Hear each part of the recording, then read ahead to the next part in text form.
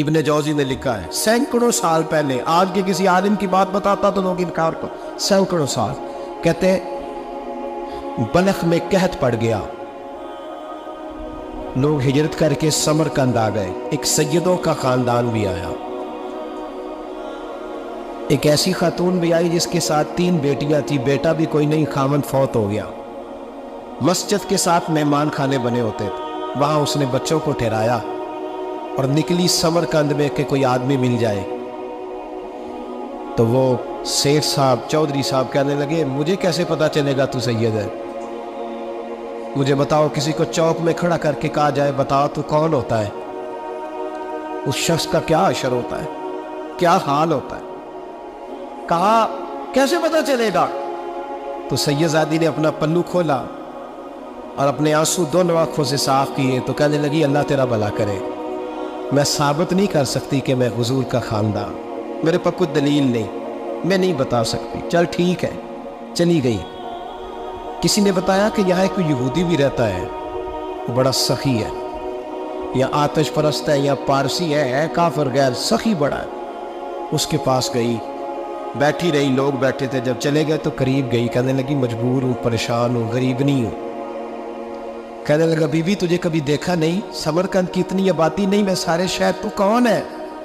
تو کہنے لگی تعارف نہ ہی پوچھے تو اچھا ہے، اس نے کہا چلو اگر پتہ چل جائے تو، کہنے لگی میں مسلمانوں کے نبی کی اولاد ہوں، مسلمانوں، اس نے کہا پیغمبر خدا کی اولاد، اٹھ کے کھڑا ہو گیا، بی بی کو ساتھ لیا، گھر گیا، کہنے لگا جو صاف ستھرا کمرہ ہے نا اسے پھر دھو ڈالو، ایک دفعہ پھر دھو ڈالو، کمرہ دھلایا، صاف کرایا، پھر کہنے لگا بی بی میرے برتن زیادہ صاف ستھرے نہیں، میں نئے نہ خرید کے لا دوں، پھر نئے برتن لایا، پھر اپنے بچوں سے کہنے لگا اونچا نہ پھولنا، یہ سیدہ فاطمہ کی شہزادیاں آئی، یہاں کوئی شخص اونچی بات نہ کرے، پھر کہنے لگا بی بی جو میرا بالکل طیب اور حلال رزق ہے نا یہ اس میں سے لنگر ہے، لیکن چونکہ میں غیب مسلم ہوں مجھے سلیقے نہیں آتے، جیسا تیسا بھی ہو نا اسے قبول کر لینا۔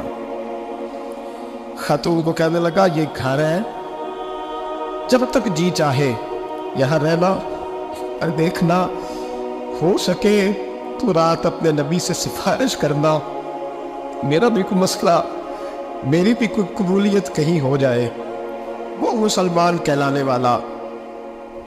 رات کو سویا، کہتے جنت سجی ہوئی ہے، لوگ جنت میں جا رہے ہیں، لائنیں لگی ہوئی ہیں، نبی پاک لوگوں کو جنت میں بھیج رہے ہیں، میں بھی دوڑ کے لائن میں لگ گیا، فرشتے نے میرا بازو پکڑا کہ پیچھے ہٹ، تو میں دوڑ کے حضور کی بارگاہ میں گیا، میں حضور سارے جنت میں جا رہے ہیں، یہ مجھے نہیں جانے دیتا۔ نبی پاک نے فرمایا تو کون ہے؟ کہ یا رسول اللہ میں مسلمان ہوں۔ کہتے حضور مجھ سے فرمانے لگے کوئی دلیل ہے تیرے پاس؟ دلیل ہے کوئی تیرے پاس؟ تو میں چپ کر گیا، فرمایا میری بیٹی تیرے دروازے پر آ ہی گئی تھی تو دلیلیں پوچھنے لگ گیا تھا؟ میں جا دوڑ جا، سویرے آنکھ کھلی تو گلیوں میں ڈھونڈتا پھرتا ہے، تلاش کرتا پھرتا ہے، کونے کونے میں جاتا ہے وہ سادات کا گھرانہ کہاں گیا، ڈھونڈتے ڈھونڈتے اس غیر مسلم کے دروازے پہ جا کے پہچان لیا، تو کہنے لگا خدا کا واسطہ جو تو نے نوکری کی ہے نا ان کی مجھ سے 11 گنا لے لے، یہ سادات کا گھر مجھے دے دے۔ تو کہنے لگا کل تو آتا تو شاید بات اور ہوتی، آج بات اور ہے۔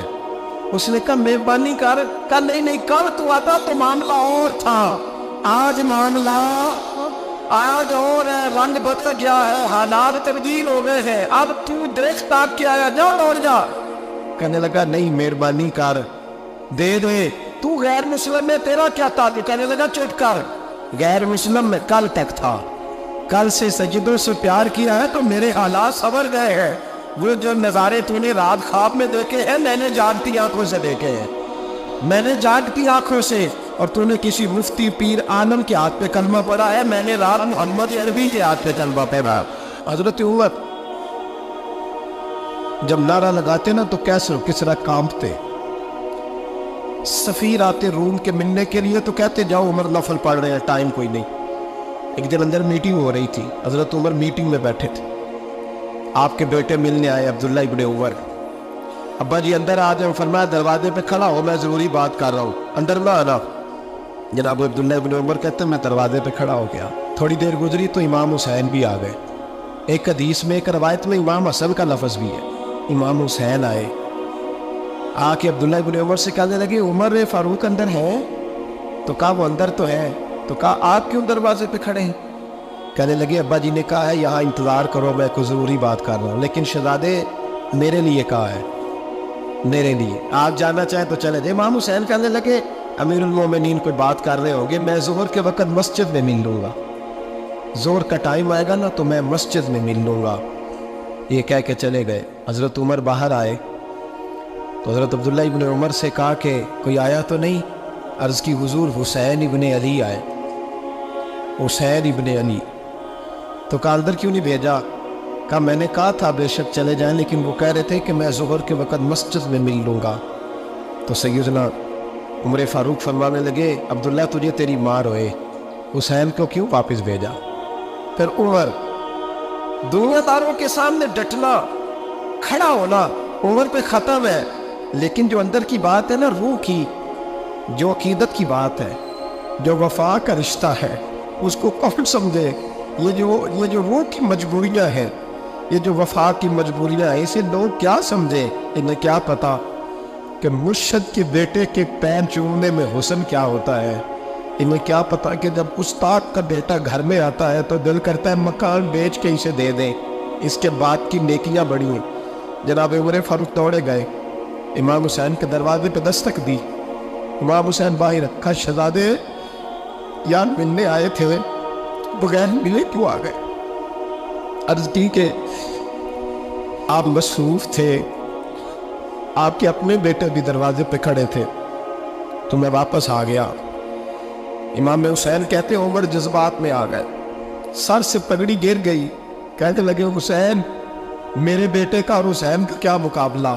کیا اس کی ماں کا نام فاطمہ الزہرا ہے؟ کیا اس کی نانی کا نام خدیجہ الکبریٰ ہے؟ کیا اس کے نانے کا نام محمد مصطفیٰ ہے؟ اور پھر سر سے پکڑی اتری تھی, اپنے بال زور سے پکڑ لیے. کہنے لگے حسین میں نا مکے میں اونٹ چرایا کرتا تھا اور ڈنڈوں سے مار کھاتا تھا اپنے باپ سے. یہ جو آج ساری دنیا میں عمر کے نعرے لگتے ہیں, یہ تیرے نانے کا صدقہ ہے. شہزادے میری وفا اور میری وفا میں جب تیرا دل کرے نا دوڑ کے آ جایا کر. عمر تو لو. ایک دن امام حسین نے آ کے نا جناب فاروق اعظم سے کہا, خطبہ دے رہے, بچوں کی تبھی شروع ہو, پتہ نہیں کیا بات آئی امام حسین کے دل میں. کہنے لگے عمر نیچے اترو, یہ میرے نانا کا ممبر ہے. تو حضرت سیدنا عمر سنو, کبھی میرا بھی بچہ آ جائے تو میں کہتا ہوں اس کو پکڑو یار, بچوں کو تو نہیں نا جو میں مطلب ذکر کیا جائے, اترنا میرے نانے کا ممبر ہے. جناب عمر اتر کے نیچے کھڑے ہو. تو کہا جا کے اپنے نانے کے ممبر پہ بیٹھ. تو حضرت عمر رو پڑے, کہنے لگے شہزادے میرے نانے کا ممبر ہی کوئی ہے ہی نہیں, یہ ممبر یہ مسلح یہ تیرے نانے کی شان ہے, میرے نانے کا کوئی ممبر نہیں, تیرے ہی نانے کا ممبر ہے. تھوڑی دیر کھڑے رہے تو امام حسین کہنے لگے اچھا کوئی نہیں آپ کے نانے کا ممبر کا نہیں, کہا چلو پھر میرے نانے کے ممبر پہ بیٹھ جاؤ, چلو خیر ہے, کوئی نہیں آپ کے نانے کا. کہا نہیں. تو کہا کوئی نہیں پھر میرے نانے کے. جب حضرت عمر بیٹھے تو بڑا شاندار جملہ کہا, فرمانے لگے میں ممبر پر مرضی سے نہیں بیٹھا تھا, مجھے ابو بکر نے بٹھایا تھا, اور پھر حسین کے کہنے پہ میں اترا ہوں, اب مجھے حسین نے بٹھایا ہے, اب کسی کی جرأت ہے تو عمر کو اتار کے دکھائے, اب میں حسین کا تیری نسل پاک میں. یار کتنی بے شرمی کی بات ہے, لوگ امام حسین کو باغی کہے.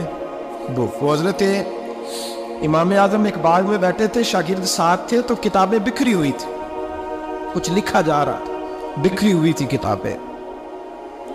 امام محمد بھی بیٹھے تھے, امام ابو یوسف, کئی اور شاگرد بیٹھے تھے. تو جب لکھتے ہیں نا یہ لوگ تو حوالوں کی تلاش ہوتی ہے, کتابیں بکھری ہیں, صفحے بکھرے.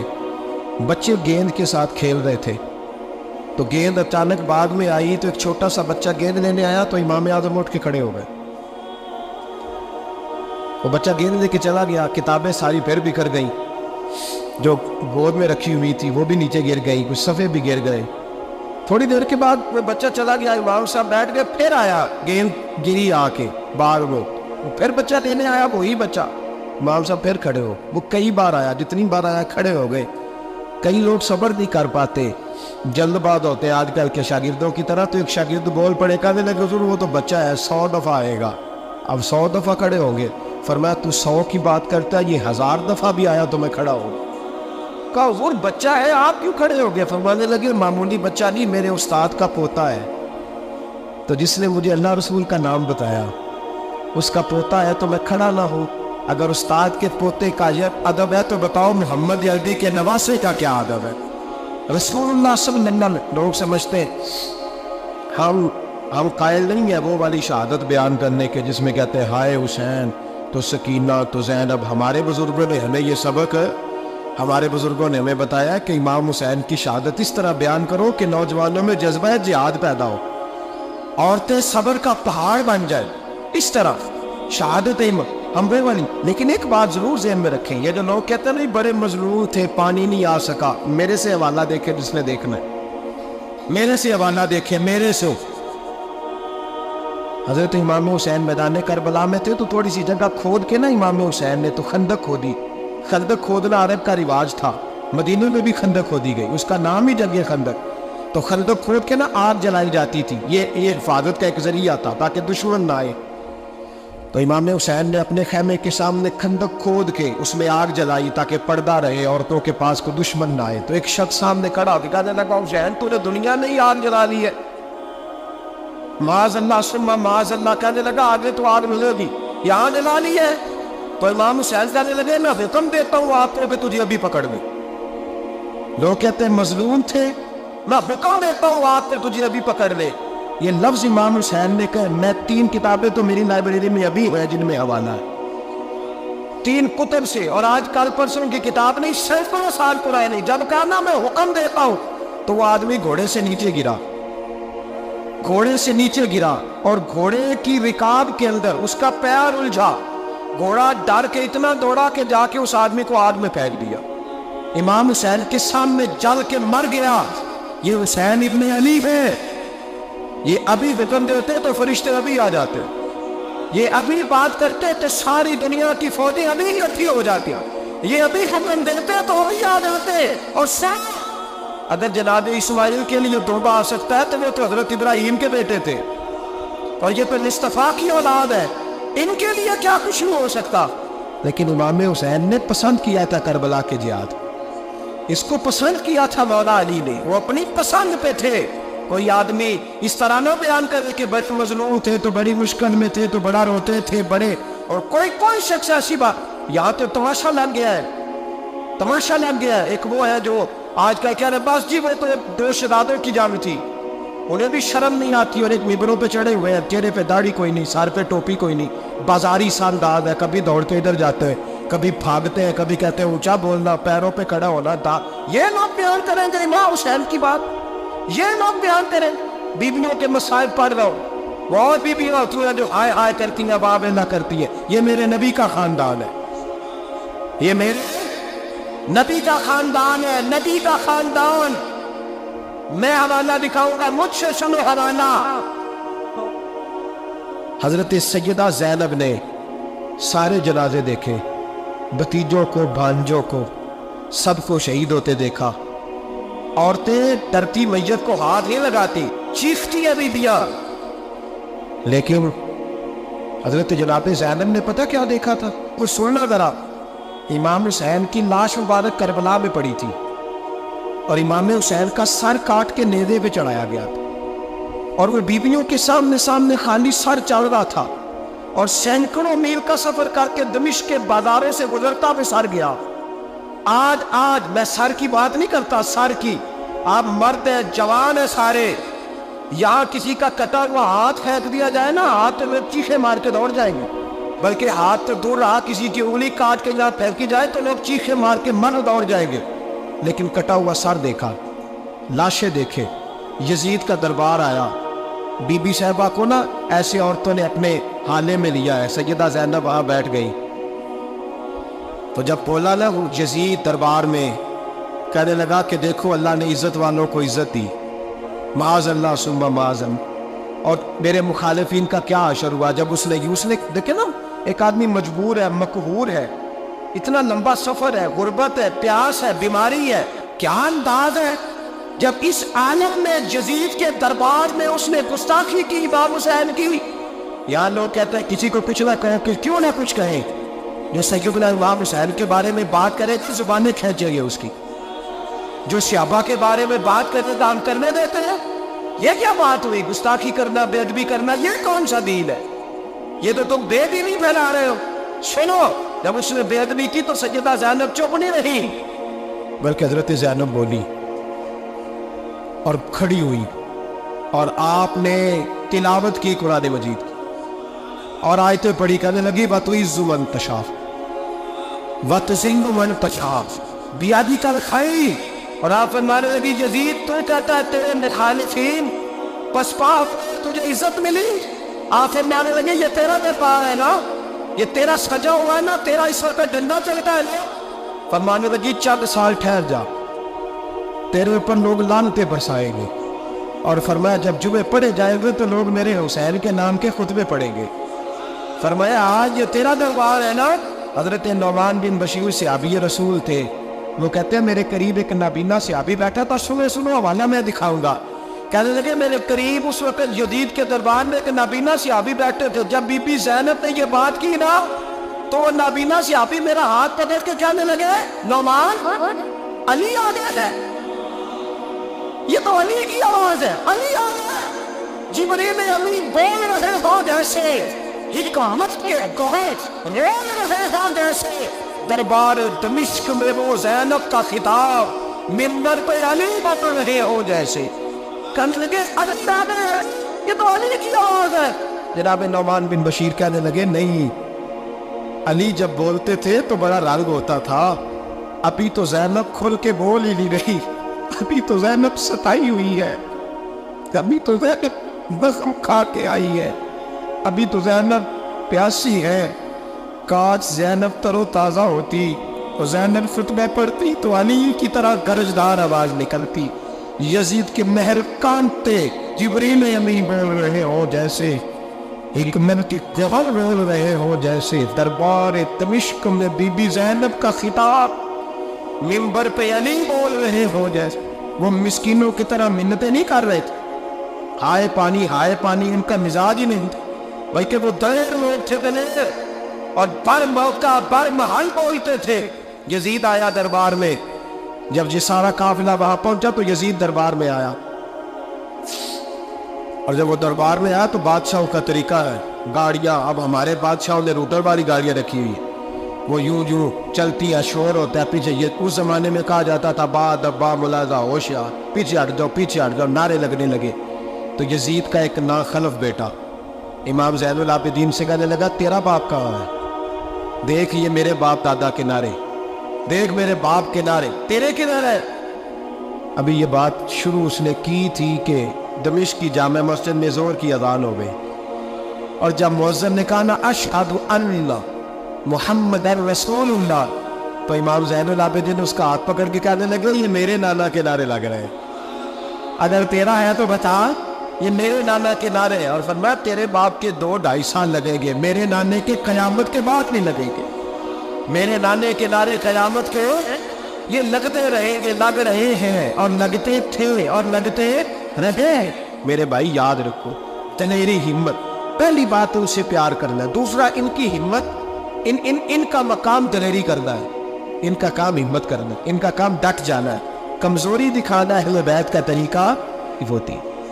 حضرت عباس کے بازوؤں میں درد ہوتے، جناب زینب پھر پریشان ہوتی ہے کہ ہم تو اس بے حیائی کے خلاف لڑے اور امت ابھی جو گند کر رہی ہے، جو چوکوں میں کھڑا ہوتا ہے نا عورتوں کو تاڑتا ہے، وہ یزید کے طریقے پہ عمل کرتا ہے۔ یہ دلائل ہے، آپ سوچ لیں، اندازہ کر لیں کہ ہم نے کس جماعت میں کھڑے ہونا ہے، اس لیے گند سارا نکالیں۔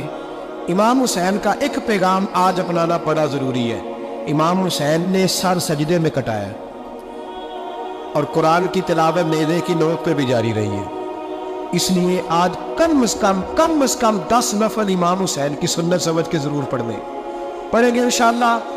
جنہوں نے روزہ رکھا بڑا اچھا کیا ہے، چلو جو نہیں رکھ سکے پھر بھی نفلی ہے، کوئی فرض نہیں، کم از کم 3 دفعہ سورت یاسین کی تلاوت آج ضروری ہے امام حسین کے لیے. کریں گے انشاءاللہ تعالیٰ. اگر وہ نیزے کی نوک پہ پڑھ سکتے ہیں تو آپ ان کی خاطر بھی تو پڑھ ہی سکتے ہیں نا.